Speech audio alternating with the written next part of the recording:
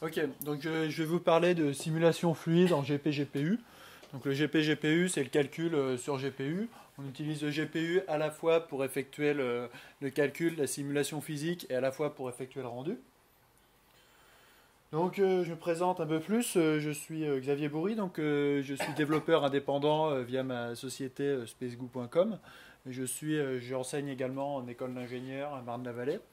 J'ai également écrit un livre sur le WebGL, publié par les éditions ENI. Et j'ai aussi une plateforme d'apprentissage gratuite sur le WebGL sans framework, qui s'appelle webglacademy.com. Et voilà mon mail et mon Twitter. Alors, donc voici le plan que je vais adopter. Donc d'abord, on va voir qu'il y a deux approches pour simuler un fluide, à savoir soit par particule, soit par champ. Ensuite, on verra les équations que nous allons implémenter, c'est-à-dire les équations de Saint-Venant, qui régissent le mouvement d'une surface liquide. Et après, on va voir comment implémenter les dites équations en WebGL. Après, on va reparler un peu des textures flottantes qui ont déjà été abordées et qui sont abondamment utilisées en GP-GPU. Et enfin, on verra quelques erreurs qui arrivent souvent, ou quelques problèmes qui arrivent souvent dès qu'on veut faire des simulations physiques en GP-GPU. Donc, avant de commencer, quelques petits liens. Donc, voilà, ceci par exemple, c'est une simulation d'un tissu par un réseau de masse relié par des ressorts et des amortisseurs. Donc là, tous les calculs sont effectués sur GPU. Il y a 256 x 256 points. Et si on met le mode debug, d'ailleurs, on peut voir différentes textures aux couleurs un peu abstraites qui correspondent en fait au stockage des positions des points, des vitesses, des accélérations. Tout ça, on stocke ça dans des textures et on laisse ça sur le GPU. Donc, ce qui est assez amusant en GP-GPU, c'est qu'on va s'intéresser vraiment à l'implémentation des équations physiques au niveau microscopique en prenant une petite particule de tissu et on va observer un comportement général du tissu qui va être très complexe, très intéressant et qui est souvent parfois difficile à prévoir. Là, par exemple, on voit le tissu qui ondule complètement. Et en fait, ces ondulations du tissu, elles apparaissent spontanément dès qu'on rajoute une force de frottement fluide qui va être supérieure suivant la composante normale au tissu que suivant la composante tangentielle. Forcément, si je prends un tissu et que je le fais avancer dans ce sens-là, il y aura plus de résistance à l'air que si je le fais avancer sur la tranche.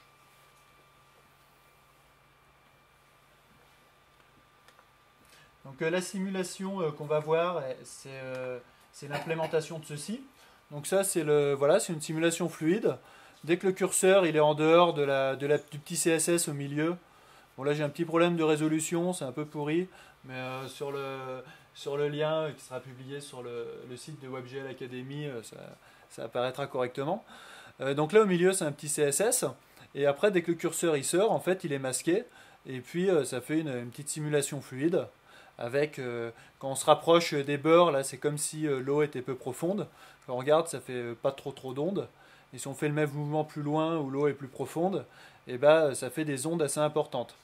Sachant que c'est un effet qui est vraiment physique, c'est-à-dire on utilise les paramètres physiques de l'eau, à savoir sa masse volumique, sa fluidité, son coefficient de frottement, etc. Donc la démo dont je parle, elle est accompagnée d'un petit tutoriel sur WebGL Academy. Donc voilà, c'est le dernier tutoriel qui est ajouté tout en bas. Et en fait, en step by step, eh ben, on peut voir tout le code. Et la dernière étape, ça correspond à peu près à la démo qu'on vient de voir, modulo quelques paramètres qui ont été modifiés. Alors, rentrons dans le vif du sujet. Donc, quand on veut modéliser un fluide, soit on fait une approche par particule, soit on fait une approche par champ. Donc, l'approche par particule, elle est aussi appelée l'approche lagrangienne. Donc, c'est un peu ce qu'on a dans cette vidéo. Là, dans cette vidéo, on va simuler plein de petites particules, de petites billes, qui vont avoir un taux de rebond élastique très élevé. Et quand on regarde le mouvement général de la masse de billes, et ben, on regarde, ça a quand même de sacrées analogies avec le mouvement d'un fluide. Si après, par-dessus, on refait exactement le même mouvement, mais qu'on rajoute des shaders de post-traitement pour lisser la surface, calculer les normales et appliquer les lois de la réflexion et de la réfraction, et ben, on a un rendu physique qui est très très convenable. Et la deuxième approche concurrente, ben, c'est l'approche eulérienne, où ce coup-ci, on va considérer toute notre zone de simulation, on va la quadriller via un champ, et dans chaque case, on va étudier la vitesse de l'eau, sa densité, etc. Par exemple, si je veux faire une simulation d'une surface fluide en 2D, eh ben, je vais stocker mes données dans une texture, et dans chaque pixel de la texture, je vais m'intéresser par exemple à la hauteur de l'eau.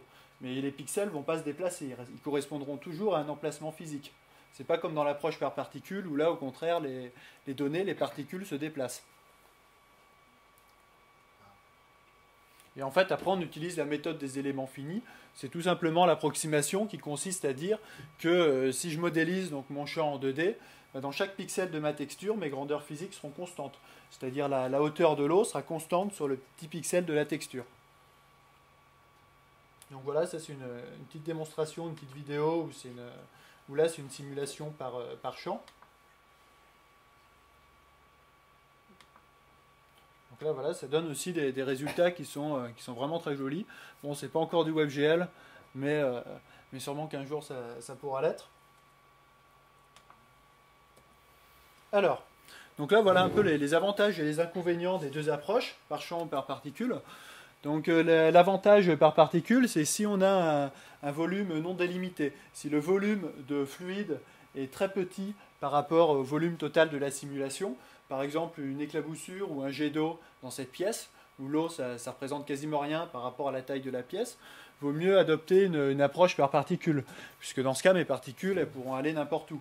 Et si je modélise par champ, ben, je vais devoir quadriller toute la pièce et rafraîchir pour chaque petite localisation de la pièce, je vais devoir rafraîchir mes données.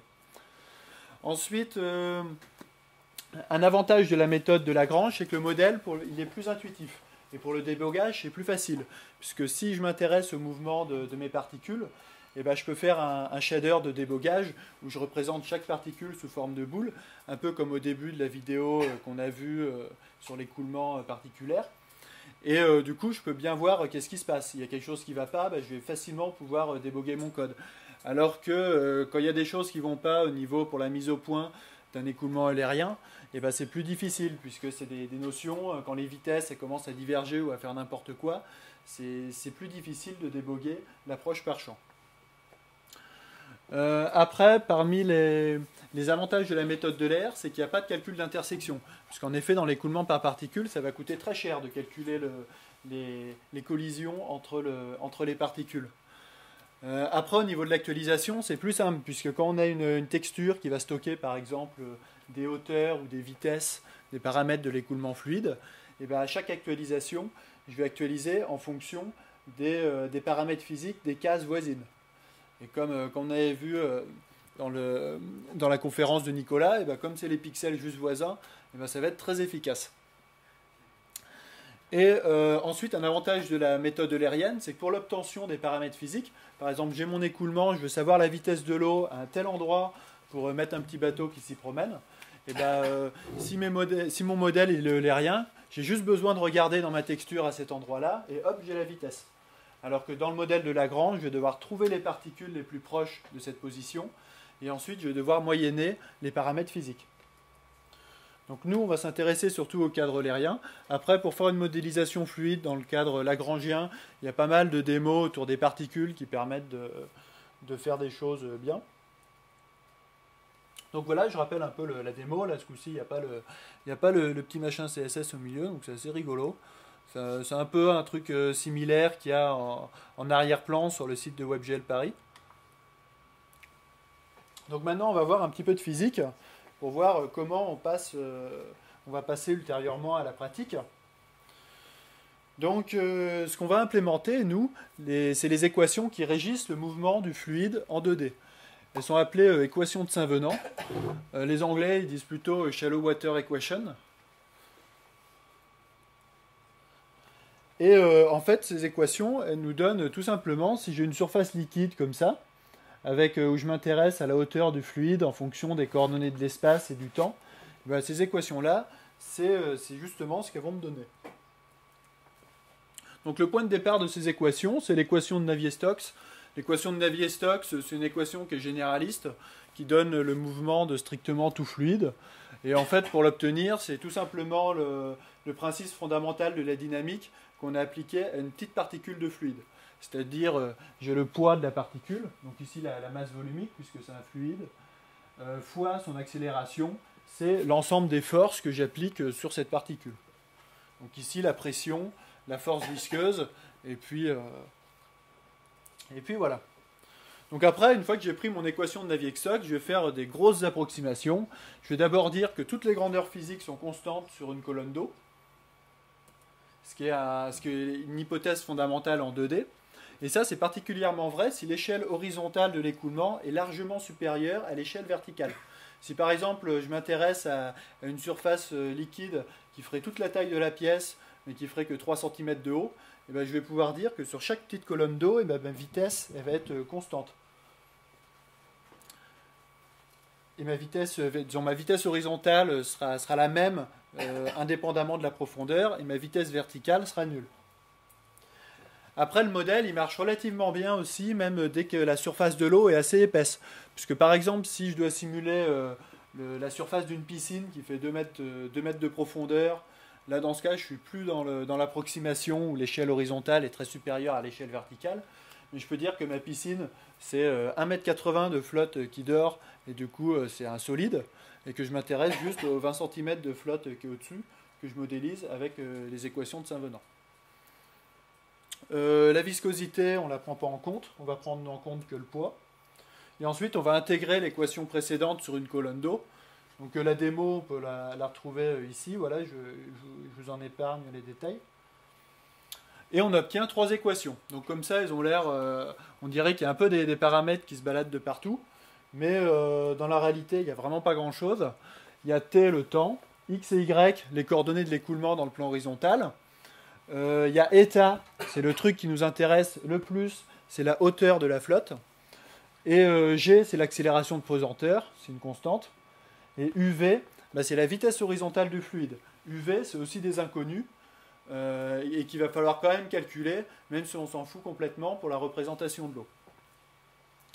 Donc j'ai trois inconnus, eta, u et v. Et j'ai 3 équations scalaires. Du coup, le problème, il est tout à fait solvable. Donc maintenant, on va passer à la pratique. On a nos équations de Saint-Venant et on veut les implémenter côté GPU pour représenter une surface liquide. Donc l'idée générale, c'est qu'on va stocker toutes les grandeurs physiques dans une texture.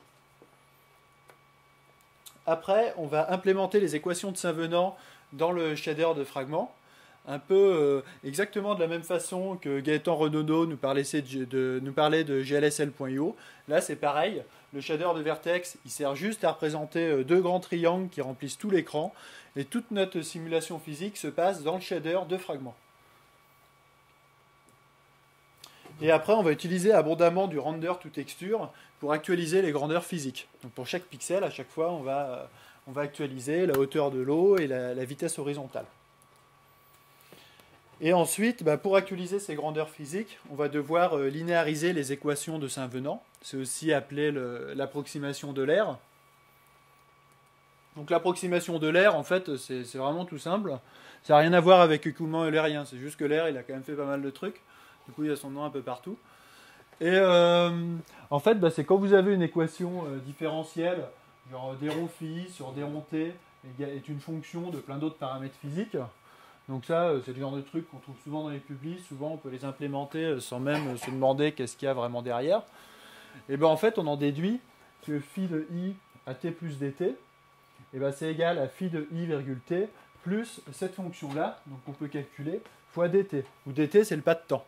Et plus vous aurez un pas de temps petit, plus votre simulation sera fidèle. Donc au niveau de l'implémentation, on va déjà prendre une surface liquide carrée. pour pas avoir toutes les histoires de ratio longueur-largeur. Et ensuite, on va prendre une première texture avec 3 canaux RGB qu'on va appeler T physique. On va stocker la hauteur dans le canal rouge et ensuite les composantes horizontales de la vitesse dans les canaux vert et bleu. On considère une deuxième texture où là, ce coup-ci, on va utiliser les 4 canaux RGBA et dedans, on va stocker les normales calculées à partir des hauteurs. Donc les trois premières composantes colorimétriques, on les utilise pour stocker le vecteur normal, nx, ny, nz.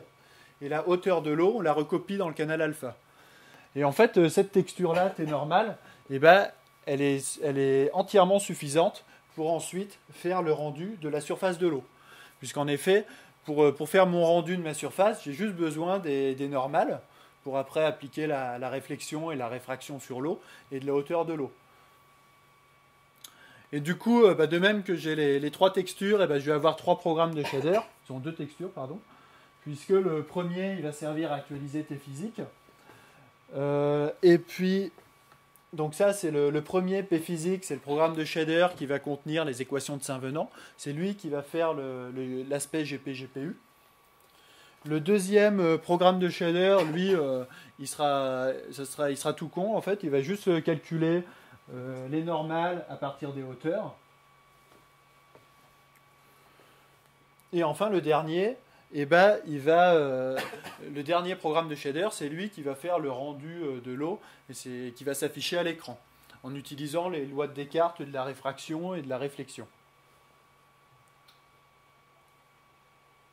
Après, au niveau de la boucle de rendu, à chaque fois, donc, si dt c'est l'intervalle de temps entre 2 rendus, au début de ma boucle, je vais faire l'actualisation des grandeurs physiques. Donc, comme ma boucle de rendu elle est limitée à 60 images par seconde, souvent ça va être bien de faire plusieurs actualisations des grandeurs physiques par itération de la boucle de rendu pour avoir une approximation de l'air plus précise. Du coup, là par exemple, je vais exécuter n fois l'actualisation des grandeurs physiques par boucle de rendu. Dans la réalité des choses, il faut éviter que n soit trop grand. Souvent, il faut éviter que ça dépasse 4. Donc voilà, j'actualise mes grandeurs physiques avec un pas de temps de dt sur n. Ensuite, une fois que j'obtiens mon T physique, dont la texture qui contient tous les paramètres physiques de la surface de l'eau que je veux représenter, je vais calculer les normales. Le dt sur n ici, il ne sert à rien. C'est juste le T physique en fait. Une petite coquille. Et puis après, une fois que j'ai mes normales et mes hauteurs, je passe au rendu sur l'écran. Donc on utilise abondamment du render to texture. Donc là c'était juste un petit rappel sur le render to texture, où au début on crée un frame buffer, on le lie au contexte, on crée la texture, on la lie au contexte, on lui dit d'appliquer gl.nirest en tant que paramètre de filtrage, de minification et de réduction et d'agrandissement. Ensuite avec textimage 2D on la remplit qu'avec des trucs nuls. Et après, avec cette instruction magique, gl.framebuffer texture 2D, systématiquement, dès qu'on va rendre une image dans le framebuffer FB, automatiquement la texture va être actualisée. Donc ça, je fais ça qu'une fois après avoir créé le contexte, c'est hors de ma boucle de rendu. Après, une fois que j'ai fait ça, dans la boucle de rendu, il me suffit de lier le framebuffer que j'ai créé, de lui dire d'utiliser tel shader programme, par exemple là le programme de shader qui fait le GP-GPU, et automatiquement tout ce que je vais le rendre dans mon frame buffer. Disons dans mon frame buffer et puis après dans ma texture. Donc ici T physique. Après il y a une petite astuce, un petit problème qu'on rencontre souvent en GP-GPU au début, c'est pas possible, ça marche pas, de rendre dans une texture, de faire du render to texture dans une texture qui est déjà liée au contexte. C'est-à-dire, si ici, mon programme de shader GP-GPU, il rentre dans la texture T physique, mais qu'il utilise la texture T physique pour effectuer le rendu, ça ne va pas marcher. Voilà. Du coup, en fait, il y a juste un petit truc tout simple, c'est-à-dire il va falloir faire un programme de shader qui va copier la texture qui contient les paramètres physiques. Et en fait, l'idée, c'est que je vais copier T physique dans T' physique, et je vais faire du render to texture de P physique dans T physique en utilisant T' physique. On verra ultérieurement que ce programme de shader, il peut faire des trucs un peu plus intelligents qu'une copie toute simple. Donc on utilise forcément en GP-GPU les textures flottantes pour plus de précision. Donc voilà, les textures flottantes, je pense que on a déjà abordé un peu le sujet au cours des conférences précédentes. Donc l'idée en fait c'est dans une texture standard, donc non flottante, et toutes les 3 canaux RGBA, les 4 canaux RGBA sont stockés sur 8 bits, donc il y a 256 valeurs possibles. Donc pour stocker une couleur, ça suffit amplement. Genre par exemple entre ces 3 couleurs, à chaque fois on a changé un ou plusieurs bits de poids faible des composantes colorimétriques, et on voit aucune différence entre ces 3 couleurs. Et par contre, si on veut stocker une grandeur physique dans une texture normale, qui n'est pas flottante, et là par contre, souvent ça ne va pas suffire. Si par exemple je veux stocker la hauteur d'une vague dans une texture qui n'est pas flottante, et que ma hauteur de vague elle est entre moins 20 cm et plus 20 cm, et dans ce cas, comme j'ai que 256 valeurs possibles, j'aurai qu'une précision de 1,6 mm. En gros, j'aurai que des valeurs discrétisées tous les 1,6 mm, avec un pas de 1,6 mm pour stocker ma hauteur de vague. Donc ça, à la limite pour l'affichage, ça peut encore aller, mais après pour la simulation physique, c'est vraiment pourri. Ça va faire vraiment des mauvais résultats, voire la simulation elle va devenir instable, les paramètres vont exploser, ça va faire du n'importe quoi. En plus, du coup, en fait, on va utiliser les textures flottantes pour stocker toutes les composantes sur 32 bits. Et en plus, elles seront plus limitées à 0,1. On pourra prendre n'importe quelle valeur, même négative, pour les stocker dans les canaux. Voilà, donc on a vu que ça entraînait une perte de pénalité en performance. Cédric nous avait passé les graphiques de WebGL Stat, qui montrait qu'il y avait 6% des utilisateurs qui n'étaient pas compatibles, notamment tous ceux, les smartphones, les trucs un peu cheap. Et en fait, le truc qu'il faut tout le temps faire, c'est l'activer en dev. Dès qu'on développe en GP-GPU, il y a suffisamment de problèmes qui peuvent survenir pour ne pas avoir en plus celui de la précision du stockage des paramètres physiques. Du coup, en dev, on active toujours l'extension. Et après, éventuellement, on commence par ajuster le modèle. Et une fois qu'on a un truc qui tourne bien, qui est stable, dans ce cas, pour chaque grandeur physique stockée, on va déterminer le min et le max. Après, on va ramener la grandeur physique entre 0 et 1. Comme on connaît le min et le max, avec une relation affine, hop, c'est fait. Et après, on peut tester de désactiver l'extension. Et après, il faut tester. Et là, soit ça passe, soit ça casse. Si ça passe, dans ce cas, on peut autant la désactiver que ça soit compatible partout. Mais parfois, vous ne pourrez pas vous passer de l'extension texture float. Après, pour les éviter, il y a toujours des petites astuces, des petites bidouilles qui consistent à stocker les grandeurs physiques sur plusieurs canaux. Après, c'est toujours un peu plus ou moins boiteux, puisqu'il y a des problèmes de bornage, tout ça. Enfin, c'est vraiment des trucs à rajouter au dernier moment pour tester. Et souvent, ça demande à rajouter des passes. Par exemple, nous, dans nos exemples, à chaque fois, on utilise soit 3 canaux sur 4, soit les 4 canaux sur 4 dans nos textures. Du coup, on ne pourrait pas utiliser ce genre de petites techniques. Après, voilà, il y a d'autres extensions utiles, souvent en GP-GPU. Typiquement, celle dont Cédric a parlé également, OS Texture Float linéaire. C'est ce qui permet en fait d'utiliser un filtrage linéaire sur les textures flottantes. Sinon, le seul filtre, si vous activez l'extension Texture Float, sans cette extension-là, le seul filtrage que vous pouvez utiliser, c'est gl.nirest. Ça permet aussi d'utiliser le MIP mapping sur texture flottante. Après, il y a aussi les textures half-float. Mais bon, les textures half-float, le taux de compatibilité est plus faible que les textures float. Donc même si c'est mieux en termes de performance, ça reste peu intéressant. Et il y a aussi une extension qu'on utilise très souvent en GP-GPU. Je ne l'utilise pas dans la simulation d'eau, mais dans la simulation de tissu, par contre, elle est utilisée. C'est WebGL Draw Buffer. Donc l'idée, en fait, c'est dans votre shader de fragments, au lieu de faire du render to texture dans une seule texture, vous allez pouvoir faire du render to texture dans plusieurs textures simultanément, typiquement 4. Par exemple, si vous faites du render to texture dans 4 textures différentes, et dans ce cas, vous avez, au lieu d'avoir gl.fragColor, glFragColor en variable de sortie du shader de fragment, vous avez glFragData de i, un tableau, pour i allant de 0 à 3. Et chacun de ces glFragData peut avoir 4 composantes. Du coup, en un seul programme, en un seul shader de fragment, vous pouvez exporter 16 valeurs par pixel dans 4 textures différentes.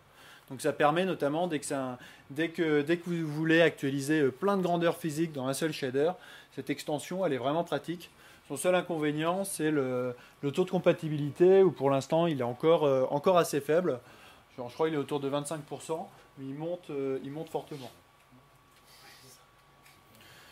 Voilà, donc maintenant, je vais parler de quelques petits problèmes qu'on rencontre souvent en GP-GPU. Donc déjà, au niveau du principe du GP-GPU, la règle d'or, c'est de tout faire sur GPU.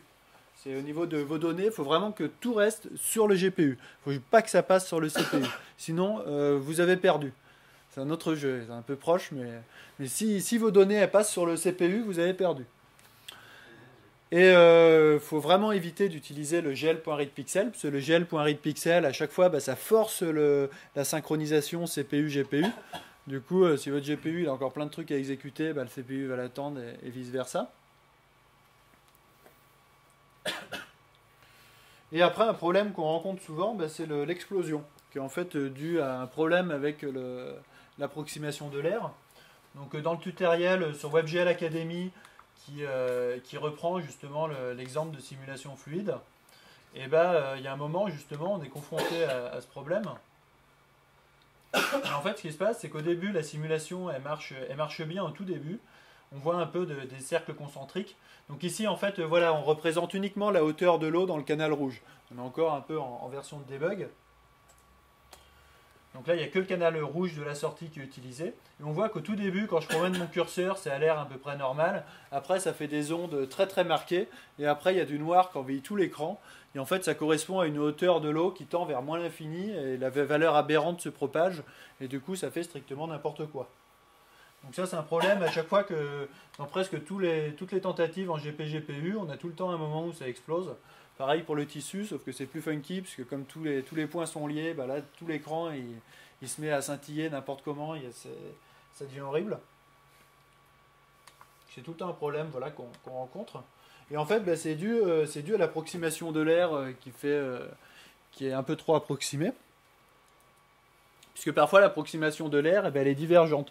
C'est-à-dire votre paramètre physique il va tendre vers plus ou moins l'infini. Donc c'est encore actuellement un sujet de littérature mathématique vraiment intensif. C'est pas du tout un problème simple. Donc nous on va plutôt voir des solutions pratiques pour arriver à s'en débarrasser sans trop devoir lire de publications monstrueuses et puis rapidement. Donc la première solution c'est de réduire le pas de temps GP-GPU. Ou alors de faire plus de rendu GP-GPU par boucle de rendu visuel. Si vous réduisez dt, vous aurez une approximation de l'air qui sera plus progressive, moins susceptible d'exploser. Ensuite, la deuxième possibilité, c'est essayer de réduire les conditions initiales. Par exemple, typiquement, si vous essayez de ralentir votre simulation, ça aura toujours un effet stabilisant. Par exemple, si je considère de l'eau, au début, je vais considérer la force de gravité avec une constante de gravité de 9,8 mètres par seconde carré, puisqu'on est sur la Terre. Et si je vois que ma simulation elle explose, je vais mettre une constante de gravité qui sera plus faible. Je vais réduire la force de gravité Comme ça, mon fluide il sera moins sollicité et ça aura tendance à ralentir, à stabiliser la simulation. Après, il y a une autre solution qui marche dans l'ensemble très bien, c'est de faire du moyen-âge spatial des grandeurs physiques. Comme on avait vu, il y a un moment où il faut copier la texture qui contient les données physiques, puisqu'on ne peut pas à la fois l'utiliser pour faire du render to texture et l'utiliser en entrée de notre shader de fragments qui calcule la physique.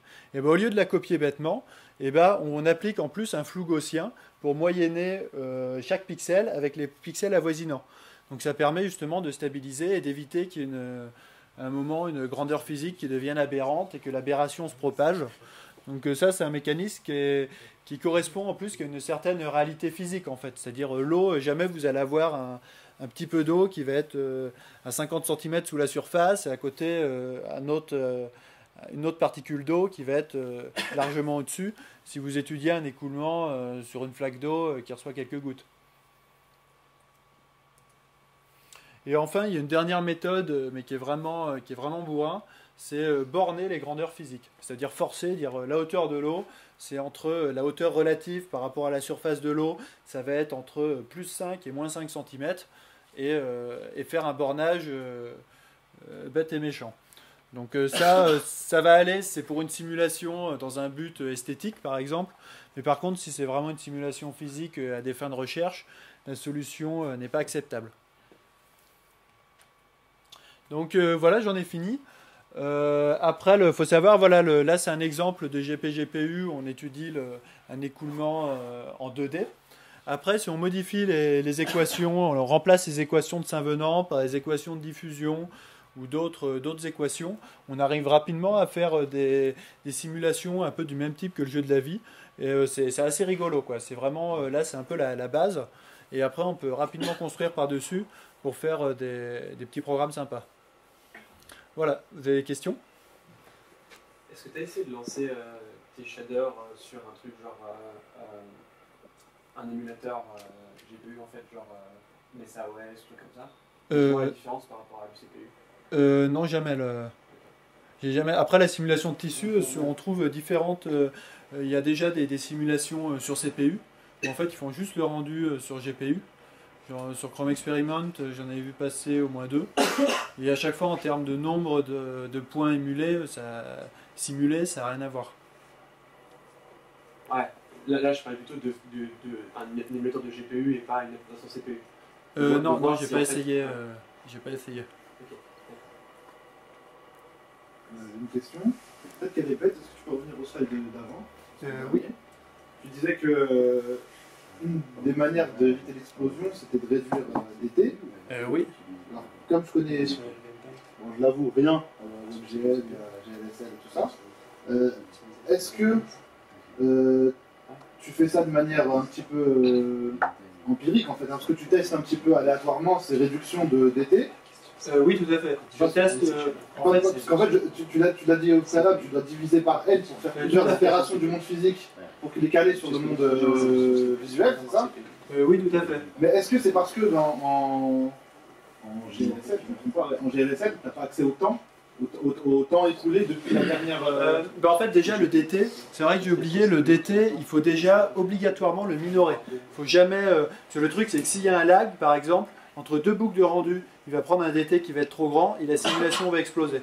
Du coup, à chaque fois, le DT, qui est calculé donc en faisant la vraie différence de temps entre le rendu actuel et le rendu précédent, il faut systématiquement faire un mat.min du vrai DT et d'une autre valeur du DT max. Sinon, c'est même un coup, on teste sur une machine moins puissante et ça explose alors que ça marchait très bien sur l'autre. Est-ce que ça veut dire que dans GLSL, tu peux récupérer le temps qui s'est écoulé depuis... en fait, la boucle de rendu, à chaque fois, on l'appelle avec window.requestAnimationFrame. Et du coup, elle est appelée avec le timestamp en argument. Okay, ouais. Et du coup, voilà, on fait comme ça.